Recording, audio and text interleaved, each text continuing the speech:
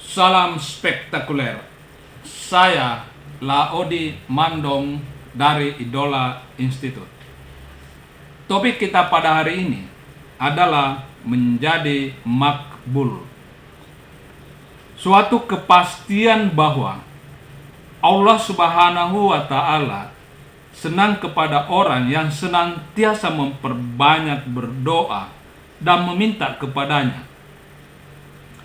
Dia amat murka kepada mereka yang enggan berdoa dan meminta bantuan kepadanya. Malahan dikategorikan sebagai orang yang sombong, walau dengan alasan merasa cukup atas apa yang dimilikinya.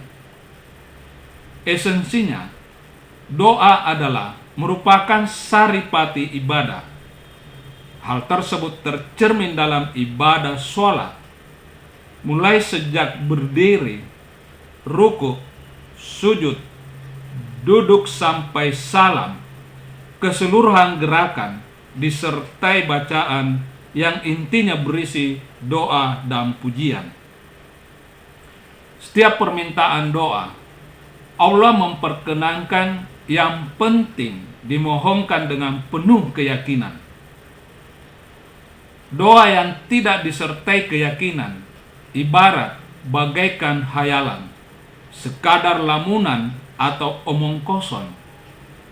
Sehingga teramat penting memiliki persangkaan baik kepada Tuhan. Hakul yakin bahwa Allah Subhanahu wa Ta'ala memiliki asma Al-Mujib. Dia menyambut permintaan para pemohon dengan memberinya bantuan, mengabulkan doa dengan memberi kecukupan, bahkan memberi sebelum diminta, dan melimpahkan anugerah sebelum dimohonkan. Oleh karenanya, menjadi kemutlakan untuk senantiasa berprasangka baik. Maha benar Allah dalam sebuah hadis qudsi berfirman, "Aku ada bersama prasangka hambaku kepadaku.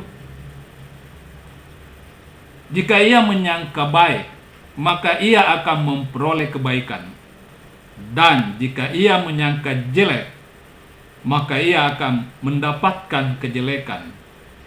Hair Baihaqi dan Ibnu Hibban. Artinya apa? Bila bermunajat kepada Allah, maka yakinlah seyakin-yakinnya atas sifat Maha Pemurah dan Maha Pengasihnya. Percayalah bahwa insya Allah doa pasti terkabul. Dan Rasulullah bersabda bahwa berdoalah kepada Allah, percayalah akan jawabannya atas doamu, dan hati-hatilah bahwa Allah tidak menjawab permohonan orang-orang yang lalai dan acuh. HR Tirmizi. Jadi, juga perlu ekstra hati-hati. Semestinya kondisi hati bagi orang yang berdoa harus dalam suasana berharap-harap cemas. Karena jika hanya dikuasai oleh rasa berharap semata, bisa jadi menimbulkan kemalasan dan tertipu angan-angan. Namun, bila kecemasan mendominasi, bisa jadi menimbulkan sikap berputus asa dari rahmat Allah.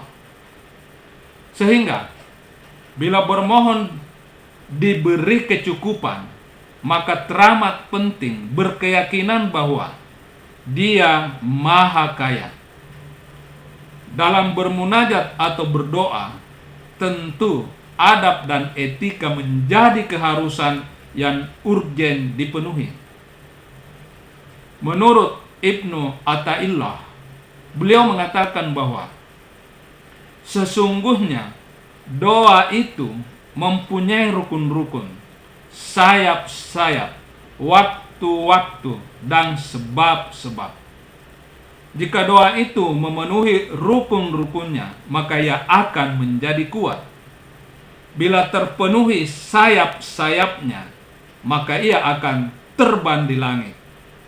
Jika sesuai dengan waktu-waktunya, maka ia akan beruntung. Dan bila cocok dengan sebab-sebabnya, maka dia akan berhasil. Oleh karenanya, yang harus mendapat perhatian dalam berdoa adalah adab yang terkait dengan tata cara dan kondisi atau suasana hati pemohon.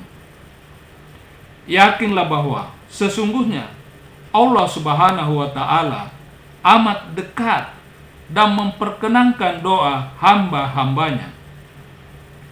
Dengan adanya perintah agar manusia berdoa, tentu perintah tersebut datangnya dari Yang Maha mengabulkan. Berarti sudah tergaransi bahwa semua doa yang telah dimohonkan pasti terkabul. Sebenarnya, manusia tanpa bermunajat sekalipun, Allah sebagai pemilik kemahaan juga tetap memenuhi kebutuhannya. Kalau demikian halnya, pertanyaannya, kenapa mesti harus berdoa lagi? Dengan berdoa akan semakin menguatkan eksistensi kehambaan manusia dan sekaligus mempertegas keyakinan atas keberadaan Sang Khalik sebagai satu-satunya yang memiliki hak untuk disembah. Ingat betapa sangat pentingnya perintah berdoa. Siapapun yang tak mau berdoa, dengan sendirinya ia termasuk kategori orang sombong dan sangat dimurkai. Daripada dapat murka dan dicap sombong hanya lantaran tidak berdoa, lebih baik berdoa, karena bisa jadi di samping mendapat apa yang diinginkan, dan yang pasti dapat pahala ibadah. Salam spektakuler. Saya Odi, terima kasih.